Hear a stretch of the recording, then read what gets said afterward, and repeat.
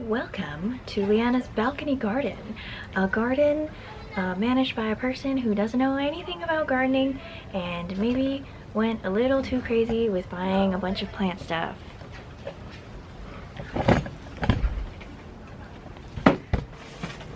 And now all my plants are dying and I have to clean up.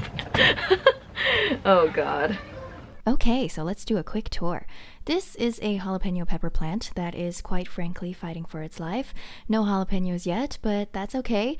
I got some gladioluses, no flowers yet, but that's okay. If you've seen my tattoo, they're gladioluses because they represent integrity and strength, and that was something that 19-year-old me thought was really deep. This used to be a red lily. It bloomed for 2 weeks and then it died, and then that's when I realized that I don't want to garden anymore. A bag of dirt that may never get used.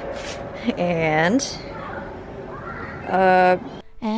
here is a plastic cup that I used to trap a wasp that found its way into my apartment a few weeks ago, along with a piece of cardboard to enclose it in the cup, and I just threw the entire thing outside and waited for it to fly away. Never ever sign a lease on an apartment that is right in front of a playground, because when I was touring this apartment complex and I saw the playground, I asked the lady who worked in the leasing office, Natalie, will there be a bunch of screaming children? And she said, no, not really. Well, Natalie, you owe me a rent discount. I've been wanting to make a video for a while, and I feel like this is the perfect opportunity to motivate me to clean my garden. So honestly, I've been really wanting to post on YouTube, you know, for the past several months that I've lived here in my own apartment, because the last video that I posted, I was still living at my parents' house. But I think I was overcome with this feeling of analysis paralysis and just wanting to come out with like better and better content. And so I just didn't know what to post. And you know, every time I would come up with an idea, I would be like, oh, nobody cares about that, nobody will watch that. And I don't think that anybody really cares about me cleaning up my messy ass garden that has been neglected. But that doesn't matter right now because of one word, and that is consumption. Our entire lives, we are consumers. We are meant to consume, especially in a capitalist country like this one. And you know, you are meant to buy products, watch commercials, see advertisements on the freeway. It's fed to us every single day. And you know, on our smartphones, we get ads, we watch YouTube, we watch Netflix, we watch Hulu, whatever you have. We read books. Pretty much there is consumption in your everyday life. And for me, I've always felt like I needed to be creative. This is a dead branch. Which is why I started this YouTube channel in the first place, because it allowed me to be creative while I was in school, which is not a really creative place. You just study for exams, memorize all the shit, and then pass. And I was pretty good at it, even though I don't remember anything at this point. Don't tell my boss. But yeah, I've always been really creative. You know, when I was younger, I was like, I want to be an artist. And around the end of last year, I picked up art again. I took art classes when I was a teenager, and I took AP art in high school, and it was my favorite class in high school. And so I started drawing again because I realized that it was a very important form of self-expression.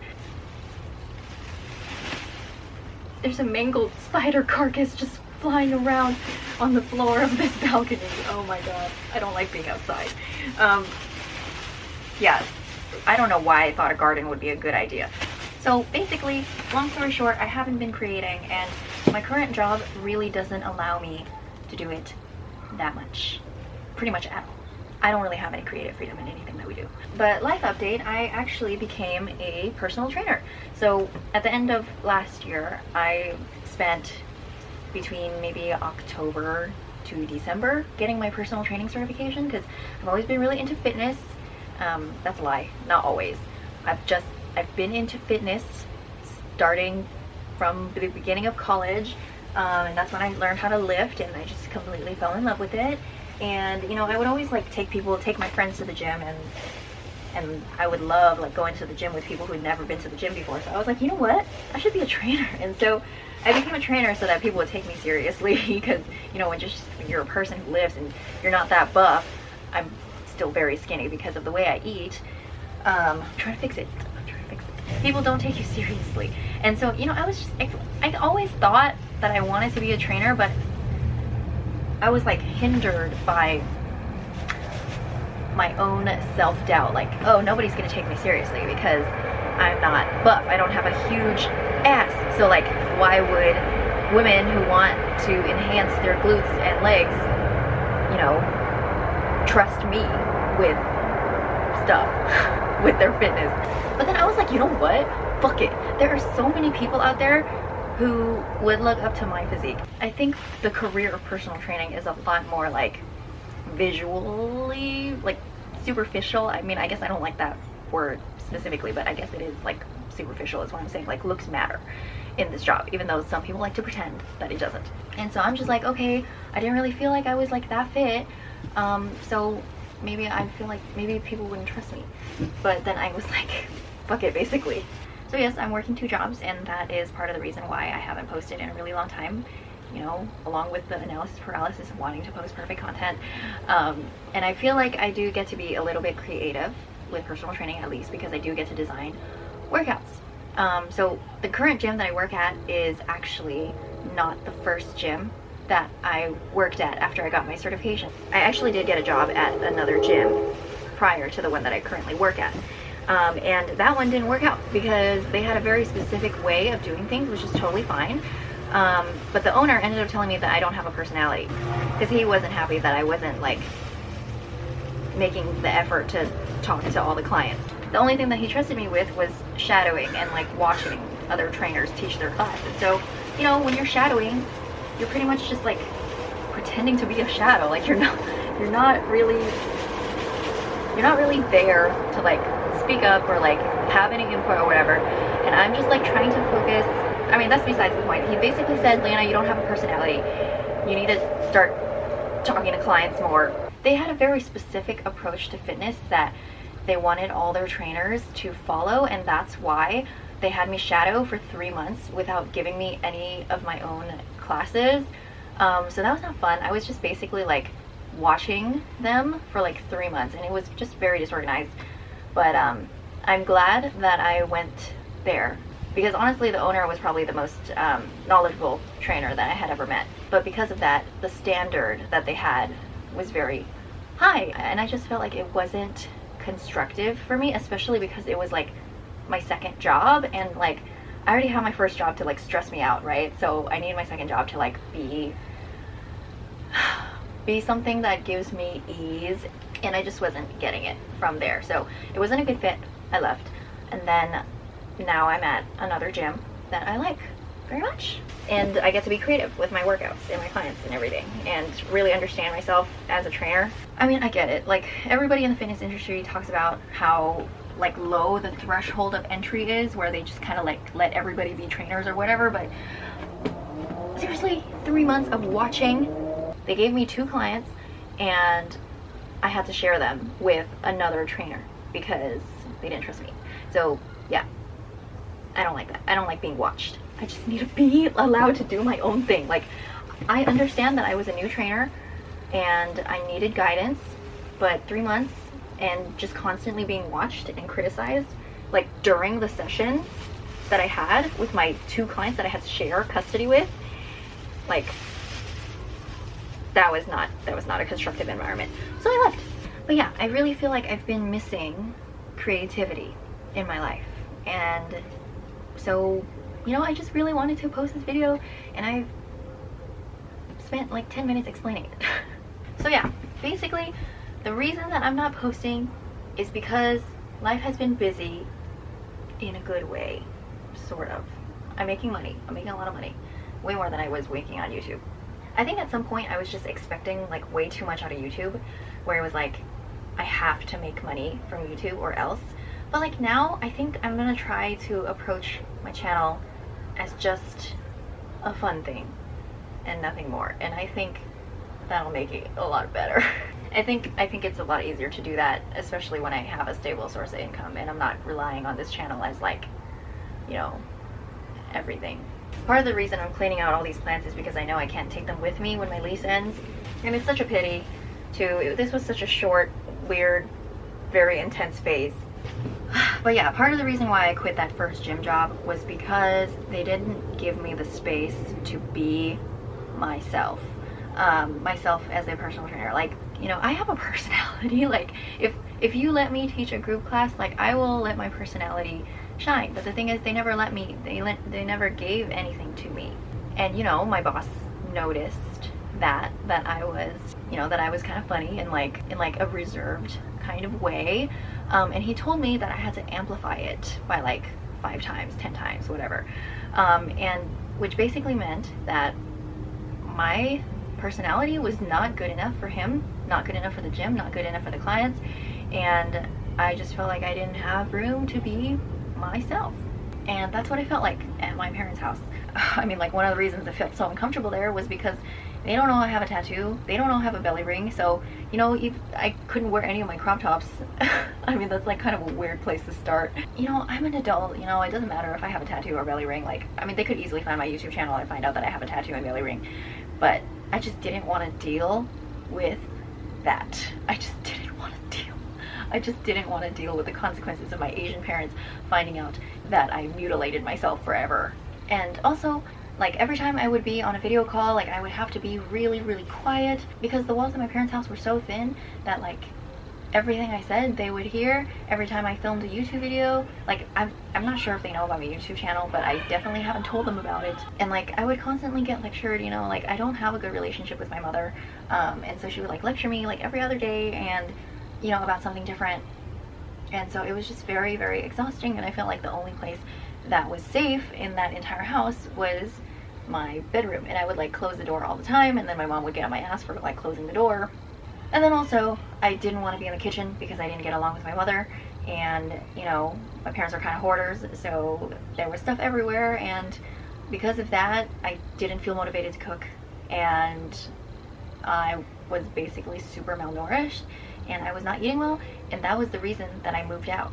Because before I moved out, I was thinking about it, and I was like, do I really want to move out? Like, do I really think it's that important? Because, like, I can bear it. I can bear it if it means saving money, because rent is freaking ridiculous.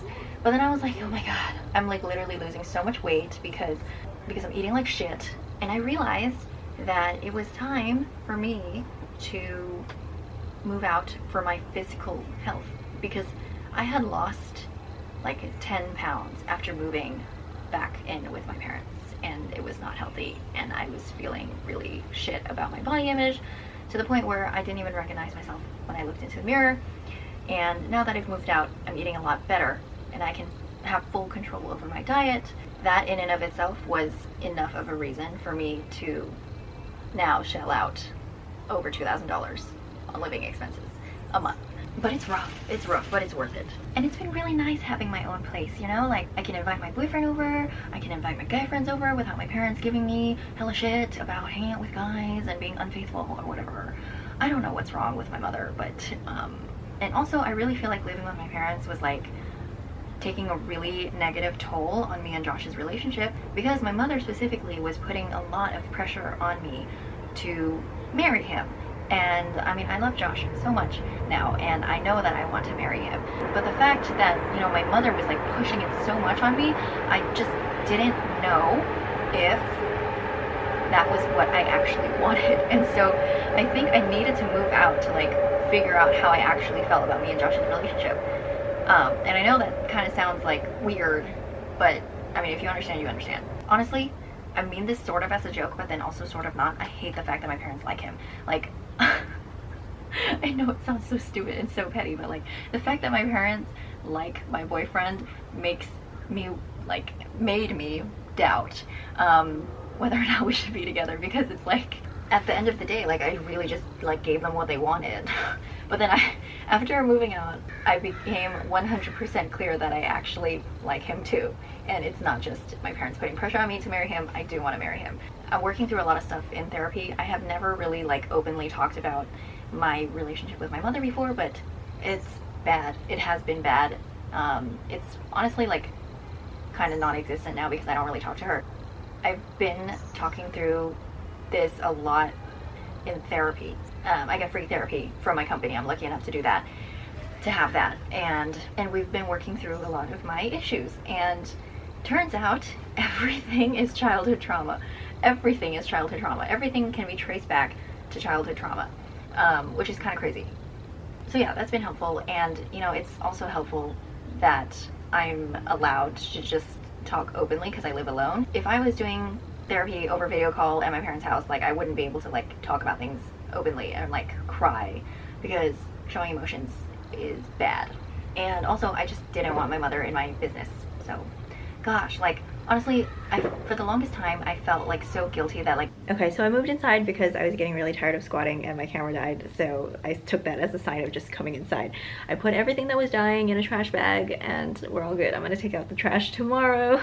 So yeah, I mean, as I was saying, I used to feel really guilty about not getting along with my mother because you know, a lot of women talk about how they don't get along with their mother when they're teenagers, and then once they become adults they just become like closer and closer and closer, and then it's like a woman-to-woman relationship. And because my mother and I still don't get along, even though I'm turning 24 this year, I felt like it was a sign that I was immature and like unwilling to like let go of the past. And like honestly, I've let go of that now.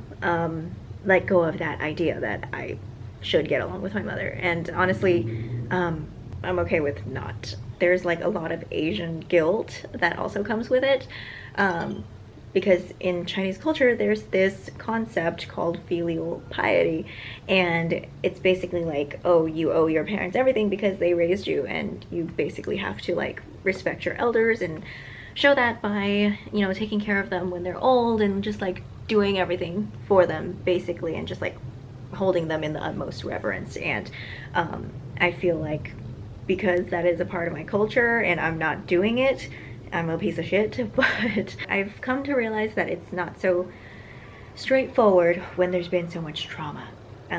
So yeah, there's that. But I wanted to talk about Asian guilt when it came to like career choices, or choice in like your career or whatever, or something. What am I trying to say? I don't know how to talk to a camera anymore. If you've been watching my channel for a while now, you'll know that a long time ago, as in like 2 years ago, I wanted to move to LA to become an actress. And I guess the question is that still a thing? And the answer is sort of. I don't know why, what compelled me to tell my father that I wanted to do that, but I did. And he wasn't supportive, and it's not even his fault, because when you have immigrant parents, like they only really had one choice: find a job, support your family. It doesn't matter if you like the job or not. And when your parents are immigrants and you're born in the States, you do have a certain amount of privilege, and if you have immigrant parents, you understand that as well, where you get the freedom to choose what you want to do.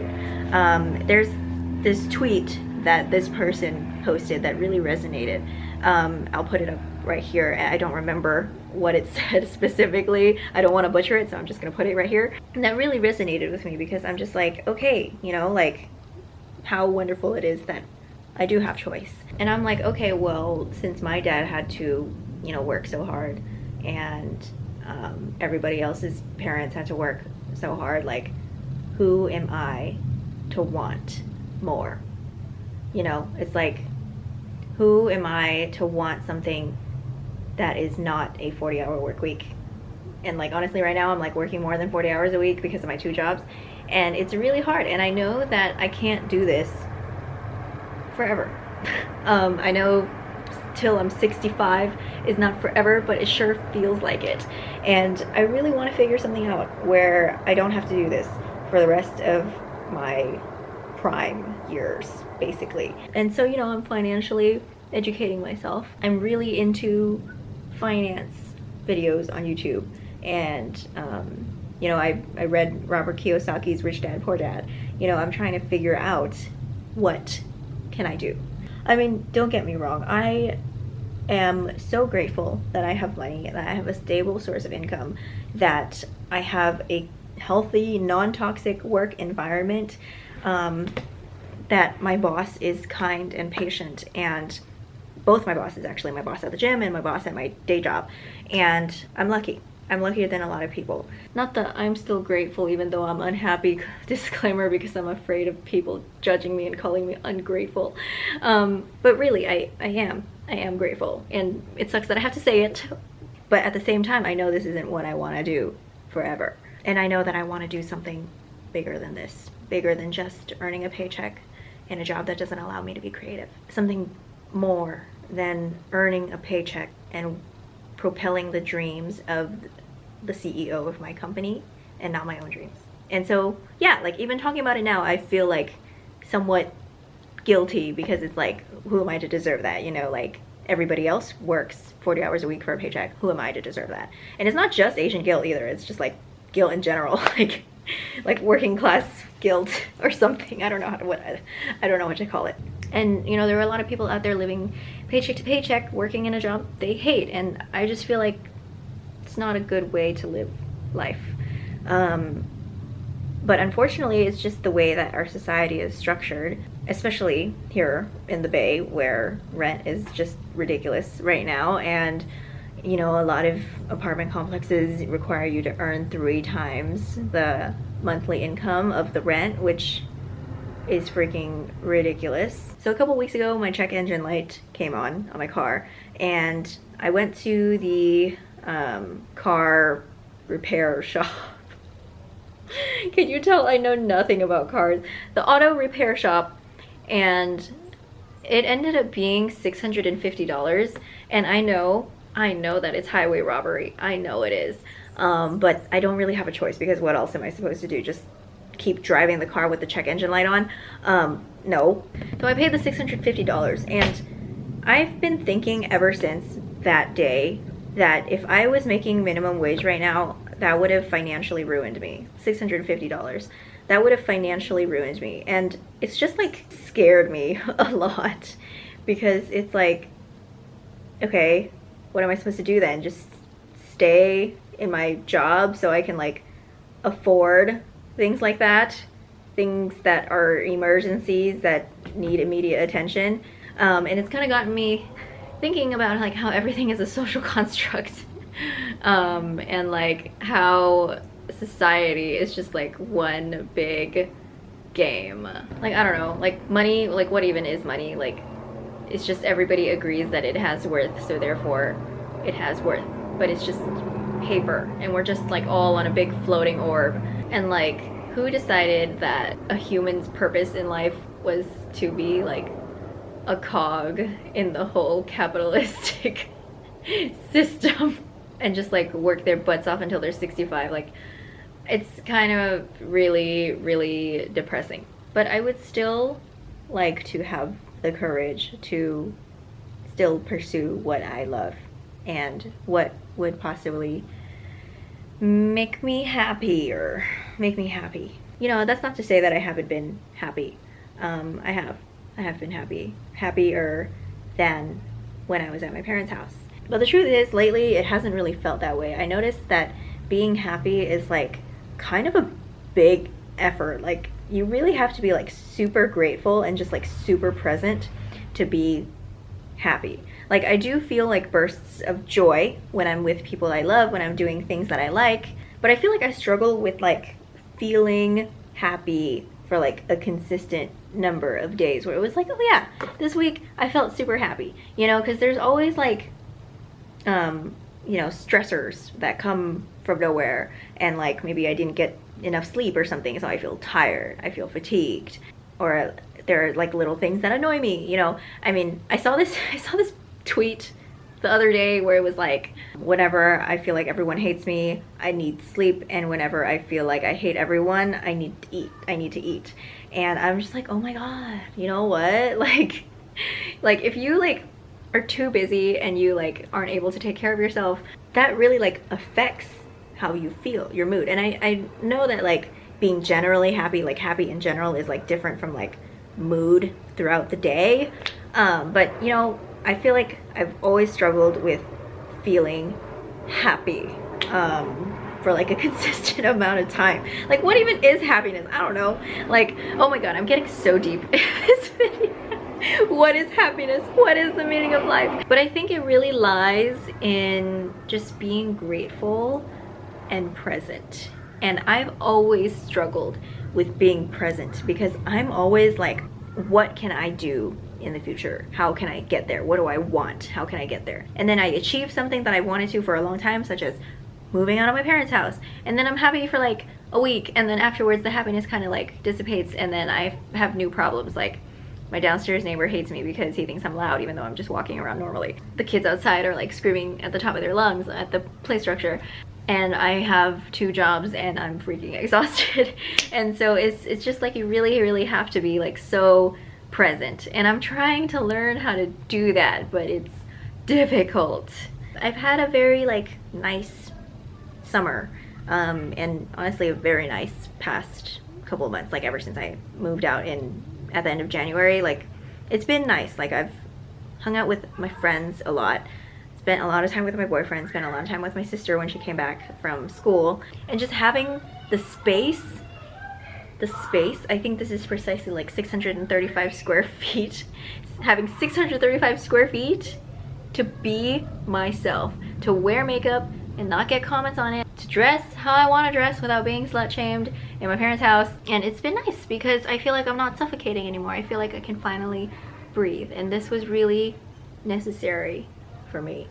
So yeah, I'm okay. I'm doing very well for myself, and I hope to come out with more videos in the near future. I've got a trip to Mexico coming up, which is really exciting because I haven't traveled anywhere in a really long time. And if you've seen my money video, you'll know that like we never really like went on trips as a family or anything because my dad was super frugal, and still is. And so we never really went on trips like overseas to like Europe or like anywhere really. I did go on a trip to France in 2014, but that was with random people that I don't talk to anymore. So yeah. And I remember when I went to France that I thought that I would love to go back one day with someone that I really loved because it was such a romantic place. And now I'm going to Mexico City with my lover boy, so I'm really excited. I'll see if I can vlog a little bit, maybe not, no promises.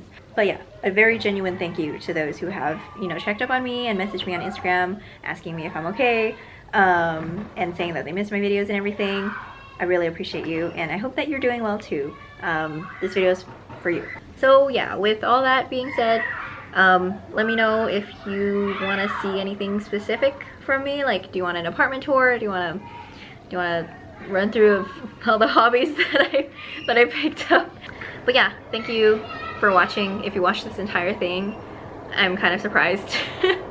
But thank you, I appreciate it. Bye.